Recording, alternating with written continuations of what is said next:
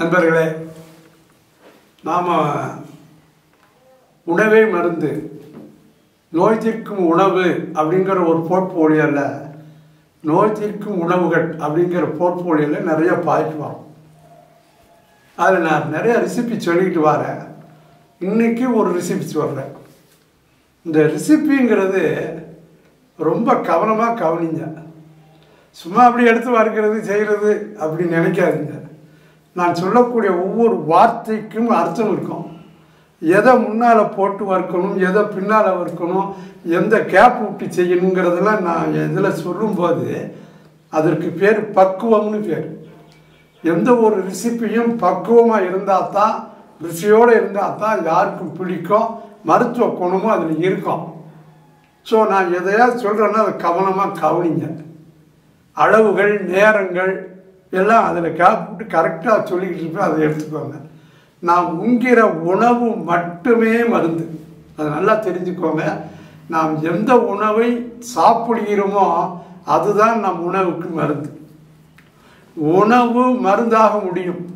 Food can become medicine, but medicine cannot become food. மருந்து என்பது உணவாக முடியாது, உணவு மருந்தாக முடியும். மாத்திரையாக சாப்பிட்டுக்கிட்டே வாழ்நாள் பூரா சாப்பிடாமல் இருந்துட முடியுமா? 3 வேளையும் 10 மாத்திரை சாப்பிட்டுட்டு இருக்க முடியுமா? ஸோ மாத்திரையும் மருந்துகளும் எடுப்பது கொஞ்சம் காலகட்டத்தில் நாம் நோயிலிருந்து வெளியேறணும். அதையே பெர்மனெண்ட்டாக ஒரு லைஃப் பூரா சாப்பிட்டுட்டு தெரியக்கூடாது. நிறைய பேர் பைக்குள்ளே வச்சுருப்பாங்க, பொட்டணமாக பாக்கெட்டாக. இது காலையில் சாப்பாட்டுக்கு முன்னால், இது பின்னால், மத்தியானம் சாப்பாட்டுக்கு முன்னால் பின்னால், இரவு முன்னால் பின்னால். வாழ்க்கையே மருந்தோடு. எந்த காலம் நீங்கள் மருந்தை விட்டு வெளியேற போகிறீங்க? ஸோ உணவு நம்மை காப்பாற்றும். நம் முன்னோர்கள் தெரிந்து நிறைய விஷயங்களை இந்த உணவில் கடைப்பிடித்தார்கள். அதை நாம் இழந்து விட்டோம். பரம்பரைக்கு மரியாதை கொடுக்கவில்லை. கால வெள்ளத்தின் நாகரிகத்தில் சில விஷயங்களை தொலைத்ததில் நம்மளுடைய உடல் ஆரோக்கியம், இதை நம்ம தொலைச்சிட்டு இன்றைக்கி அலையிறோம். இன்றைக்கு நம்ம பார்க்கக்கூடிய ரெசிபி சுண்டைக்காய் துவையல்.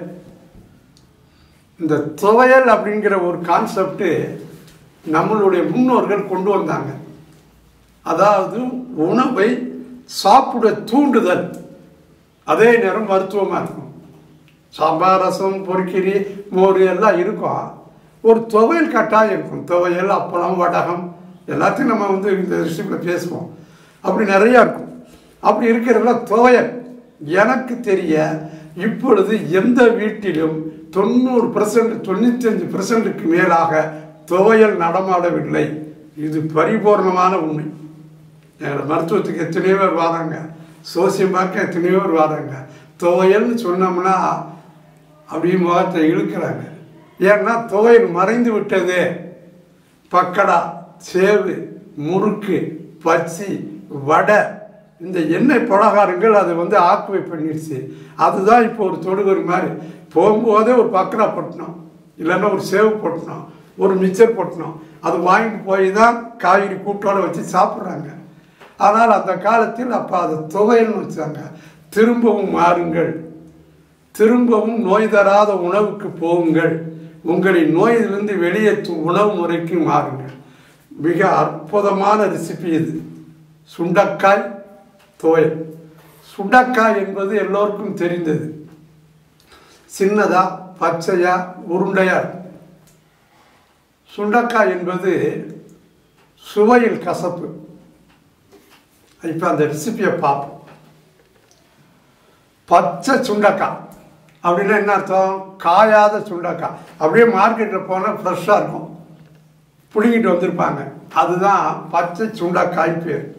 அந்த பச்சை சுண்டைக்காய் ஒரு 1/2 கப் எடுத்துக்கோங்க. கப்பு அப்படின்னு சொல்லும்போது ஒரு 100 ml குறையாமல் இடம் இருக்கிற மாதிரி பார்த்துக்கோங்களேன். அப்படி வச்சு ஒரு இதை எடுங்க. அடுத்து மிளகு ஒரு 7 8 எண்ணிக்கை தான். ஒரு மிளகு கூண்டாலும் சரி, ஒரு மிளகு குறைஞ்சாலும் தப்பு இல்லை.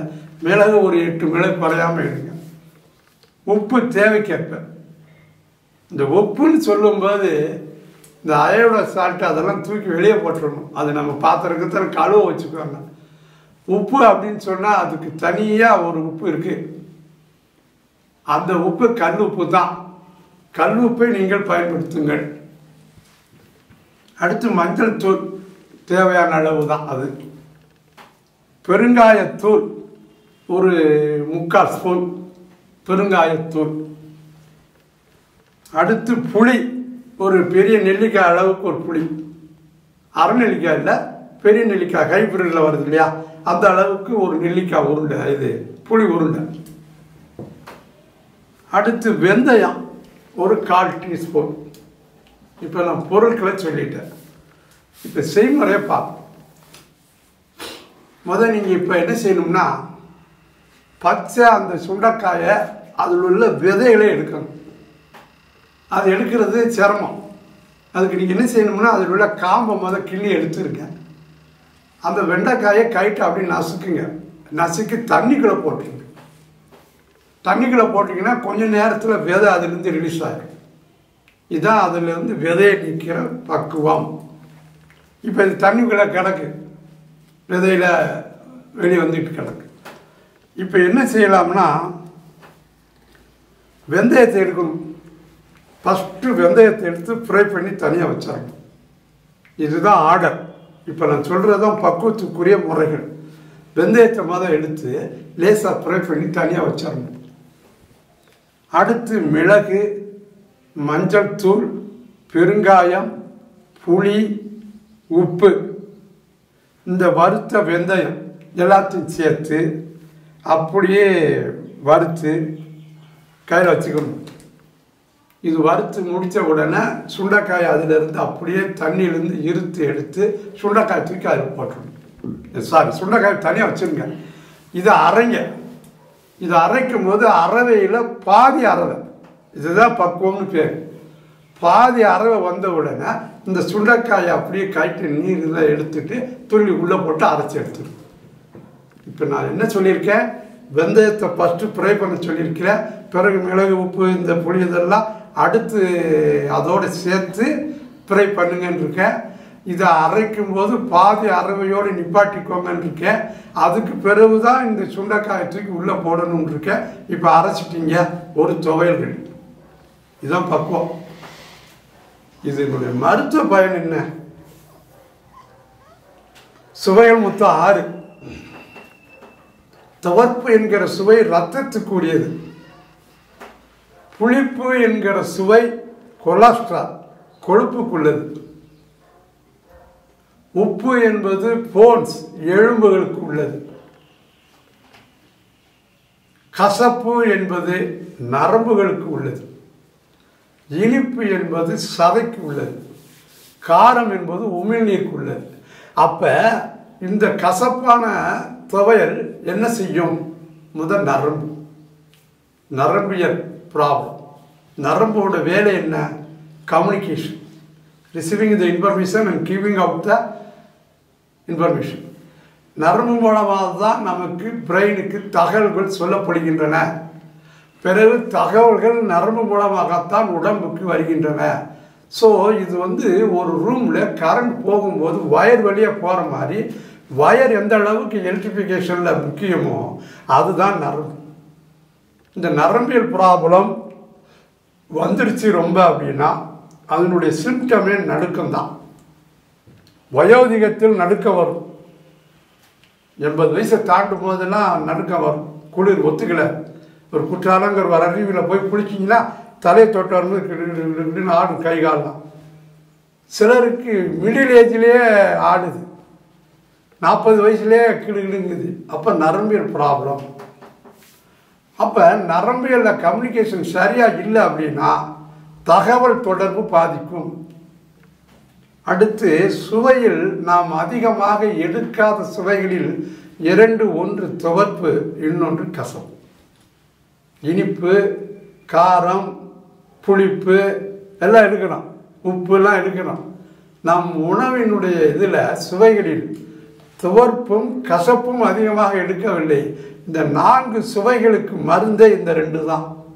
ஸோ எந்த ஒரு உணவில் கசப்பின் சுவை இல்லையோ அது பரிபூர்ணமான ஆரோக்கியமான உணவு முறை அல்ல. அப்போ இந்த துவையலை எடுக்கணும். அதே மாதிரி வத்தல் சுண்டைக்காயை நல்லா காய போட்டுடணும். வெயிலில் நல்லா காய போட்டு ட்ரை ஃபார்மில் அந்த வத்தல் எடுக்கணும். சுண்டைக்காய் வத்தல் அதை எடுத்து புளிச்ச மோர் புளிச்சிருக்கணும். எப்பயும் இந்த மிளகாய் வத்தல் போடுறீங்களா, மோர் மிளகாய் அதே பக்குவம் தான், புளிப்பாக இருக்கணும் மோர். அந்த புளிப்பில் தூக்கி உப்பு போட்டு இந்த வத்தலையும் போட்டு அதை நல்லா ஊறுற பொருள் காய போட்டு வத்தல் எடுத்து வச்சுக்கோங்க. இப்போ உங்களுக்கு வத்தல் இன் ட்ரை ஃபார்மில் இருக்குது. அதில் மோரின் சுவை உப்பின் சுவை கலந்து இருக்கு. சொல்லுதானா? இப்போ அடுத்து நம்ம என்ன செய்ய போகிறோம்னா ஒரு 5 பொருள் எடுக்கணும். கருவேப்பிலை, மான் கொட்டை பருப்பு, அடுத்து ஓமம், ஒரு நெல்லிக்காய் சதப்பத்தை எடுங்க. அடுத்து மாதுளையினுடைய அவுட்டர் லேயர் முரட்டு தோல் இருக்கும். நம்ம மாதுளையை சாப்பிடும்போது பார்த்தீங்கன்னா மாதுளை நன்றாக நறுக்குவோம், அதில் மேத்தோலை விட்டுருவோம், ஊட மஞ்சள் லேயரில் ஒன்று இருக்கும் அதையும் விட்டுருவோம், அந்த முத்துக்களை மட்டும் சாப்பிடுவோம். This is not the correct procedure. மாதுளை சாப்பிடுவது எப்படிங்கிறத பின்னால் பார்ப்போம். இப்போ நமக்கு தேவை மாதுளை தோல், அந்த மேலே உள்ள முரட்டு தோல். அதுதான் அந்த காலத்தில் வயிற்று வலி வருது, வயிற்றால போகுதுன்னா உடனே போய் மாதுளை பிஞ்சு எடுத்து சாப்பிடுவாங்க. ஸோ அந்த மாதுளை தோல். அடுத்து மாங்கொட்டை பருப்புன்னு சொன்னேன். மாங்கொட்டை பருப்புன்னா என்ன? நம்ம மாம்பழம் வாங்குகிறோம் சாப்பிட்றோம், அல்லது மாங்காய் வாங்கி ஊறுகாய் போடுறோம், கொட்டையை வெளியே போட்டுறோம். அந்த கொட்டையை எடுத்து தட்டி உடைச்சி உள்ளே போட்டிங்கன்னா பருப்பு இருக்கும். அதான் மாங்கொட்டை பருப்பு. அப்போ நான் இப்போ சொன்ன 5 பொருள் இருக்குது. கருவேப்பிலை, மாங்கொட்டை பருப்பு, ஓமம், நெல்லிக்காய் சதப்பற்று, மாதுளையினுடைய முரட்டு தோல். இதையும் இப்போ மோரில் ஊடிய சுண்ட வத்தல் இதையும் சேர்த்து அரைச்சி பவுடர் ஆக்கிடுங்க. இப்போ ஒரு சூரணம் அல்லது ஒரு பவுடர்னு சொல்லலாம். இப்போ உங்கள் கையில் ரெடி. இதை நல்லா மோர் ஊற்றி கடைசியாக சாப்பிடும்போது இதிலேருந்து 2 சிட்டிகை போட்டு மோரில் சாப்பிடலாம் பிணைஞ்சு, அல்லது மோர் சோறுக்கு தொட்டுக்கடவை அப்படி வச்சு தனியாக வச்சு தொட்டு சாப்பிடலாம். அல்லது 1/4 டம்ளர் மோர் எடுத்து இதில் 1/4 ஸ்பூன் எடுத்து மோரில் கலந்து குடிக்கலாம். எந்த ஒரு பக்குவத்திலோ உடம்புக்குள் செல்ல வேண்டும். இப்போ கடுக்காயினோட மருத்துவ பலன்களை பார்ப்போம். சுகர் போய் வாங்கன்னு வேப்பலை இலையை போய் எடுத்து கொழுந்து எடுத்து சாப்பிட்டுட்டு திரிவாங்க. ஏன்னா சுகர் வந்துடுச்சு அப்படின்னு. ரொம்ப சாப்பிடக்கூடாது. வேப்பலை இலை சாப்பிட்டா தப்பு, அதிகமாக இருக்கக்கூடாது. மிகினும் குறையினும் நோய் செய்யும். இந்த மாதிரி சுண்டக்காய் துவையல் அழகாக இருக்கும். இதை ஃபாலோ பண்ணலாம். அடுத்து பூச்சிகள் உடம்புக்குள்ள சின்ன பிள்ளைக்கு புழு வரும், பூச்சி வரும். இப்போ பெரிய ஆளுக்கே மலத்தில் பூச்சிலாம் வருது. காலத்தின் கொடுமை. இதெல்லாம் நீங்கள் என்ன செய்யலாம், இது கேட்கும். அடுத்து வயிற்றுப்போக்கு டிசென்ட்ரிம்பாங்க. வயிற்றால போகும். ஒரு தடவை 2 தடவை போகலாம். 5-6 தடவை போச்சுன்னா உடம்புல டீஹைட்ரேஷன் வந்துடும். நிறைய சத்து பொருட்கள் மலத்தின் வழியாக போயிடும். கிருகிருப்பு வந்து டீஹைட்ரேஷன் வந்து கீழே விழுந்து சுருண்டு விழுந்துருவாங்க. ஸோ வயிற்றுப்போக்கை கேட்கும். அடுத்து குடலை சுத்தப்படுத்தும். பாத்திரம் இருந்தால் சுத்தப்படுத்தணும். ஒன்று யூசேஜுக்கு வந்துடுச்சு அப்படின்னா திரும்பவும் அதை சுத்தப்படுத்தினா தான் ரீயூஸ் பண்ண முடியும்.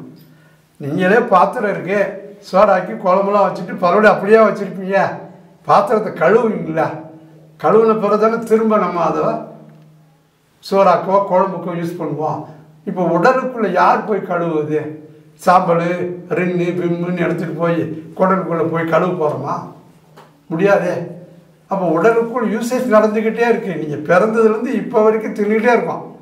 தினம் 3 வேளை நல்லா மாங்கு சாப்பிட்றோம். எடை தீனி எல்லாம் போட்டு தின்னுக்கிட்டே இருக்கோம். அப்போ இந்த பாத்திரத்தை யார் கழுவுவது? உடலுக்குள்ளே இப்படி சாப்பிட கழிவுகள் தேங்கும். அதுவும் இதாக இருக்குமே, லேயர்லாம் இருக்குமே, என்ன செய்வது? யார் கழுவுவது? உடனே நம்ம கழுவுறது கிடையாது. மிஞ்சி அந்த காலத்தில் பேதிக்கு மருந்து கொடுக்கறதுன்னு ஒரு 6 மாதத்துக்கு ஒருக்கா பேதிக்கு மருந்து கொடுப்பாங்க. இப்போ அதெல்லாம் மறந்தே போச்சு. பேதிக்கு மருந்து கொடுத்தாங்கன்னா என்ன செய்வாங்கன்னா இன்றைக்கி பேதிக்கு மருந்து கொடுக்க போகிறோம்பான்னு சொல்லி அந்நேரம் சூரண மாதிரி இருக்கும். பேதிக்கு மருந்து கொடுக்குறதுன்னு ஒன்று இருக்குது, அதை சாப்பிட சொல்லிடுவாங்க. சாப்பிட்டுட்டு அன்றைக்கி ஃபுல்லாக ரெஸ்ட்டு, எந்த உணவும் கொடுக்க மாட்டாங்க. இந்த கவுண்டமணி கக்கூசுகளை போயிட்டு வருவான் தெரியுமா, ஒரு படத்தில் காட்டுவான். இப்படியே இடுப்பை பிடிச்சி கவுண்டமணி செஞ்சு எப்பா எம்மான்னு டம்மு டம்மு டம்முன்னு வெளியே வர உள்ளே போக, வெளியே வர உள்ளே போக. இந்த சோழி தான் நடக்கும் பேதிக்கு மருந்து சாப்பிட்டா.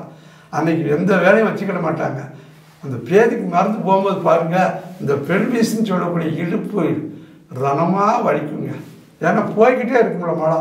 பேதி கொடுத்தோன்னா 10 தடவை 15 தடவை மழை போகும். ஒன்றும் சாப்பிடக்கூடாது, எல்லாம் சாயந்தரம் வரைக்கும் போகும். பாத்திரம் பூரா கழுவிப்பட்டு சுத்தமாக அதுக்கு பிறகு ஒரு ஃப்ரெஷ்ஷாக ஒரு கஞ்சி வைப்பாங்க. அந்த கஞ்சி லைட்டாக இருக்கும், அதில் மிளகு சீரகம்லாம் போட்டு இருக்கும், சாப்பிடும். இதுதாங்க 6 மாதத்துக்கு ஒருக்க முந்தி உடலை கழுவுவதை பேதிக்கு மருந்து எடுத்துன்னு ஒரு முறை இருந்தது. நம் முன்னோர்கள் கடைப்பிடித்தார்கள். இப்போ அது கிடையாது.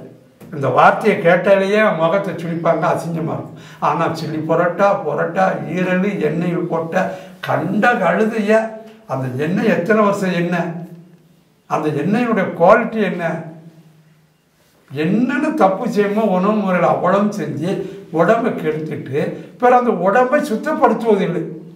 ஸோ உடலின் உள்பாகத்தை சுத்தப்படுத்துவது இந்த சுண்டைக்காய் துவையல் குடல் எல்லாத்தையும் சுத்தப்படுத்தும். பிறகு வயிற்றுப்போக்கினால் வரக்கூடிய அவஸ்தை, அதிலிருந்து நம்ம காப்பாற்றும். கொழுப்பை குறைக்கும், தேவையில்லாமல் கொழுப்பு சேரும். குறிப்பாக இப்போல்லாம் பெண்களை பார்த்தீங்கன்னா கொழுப்பு நிறைய சேருது. ஏன்னா உடல் உழைப்பு இல்லை, நிறைய எண்ணெய் பலகாரங்கள் பொரித்தது. இந்த பக்கம் பார்த்தீங்கன்னா 2-3 லேயர் இருக்கும் டயர், இந்த 3 டயர் 2 டயர் மாதிரி. பெண்களுக்கு இப்போல்லாம் டயராக இருக்குது. ட்ரெயினில் இருக்கலாம் டயரு, ஸ்லிப்பர் எல்லாம். இங்கே எதுக்கு இருக்குது? இது பெண்களுக்கு அதிகமாக இருக்குது. இப்போ ஆண்களுக்கும் வருது. சில ஆளுகள் பாருங்க அப்படியே நடந்து வருவாங்க, தொந்தி இங்கேருந்து வச்சு இங்கேயும் லேயர் தொங்கும். இதெல்லாம் என்ன செய்யும்? குறைக்கும். சோத்தில் உள்ள ருசியை கூட்டும். ஸோ கசப்பு என்கிற ஒன்றை இப்படி சேர்த்து சாப்பிடுகின்ற பொழுது இந்த துவையல் மருந்தாக மாறும். தொடர்புக்கு என்னை அணுகலாம். என்னுடைய நம்பர் 9994577500. மறக்காமல் ஆனந்த வாழ்வின் சேனலை சப்ஸ்கிரைப் பண்ணுங்க.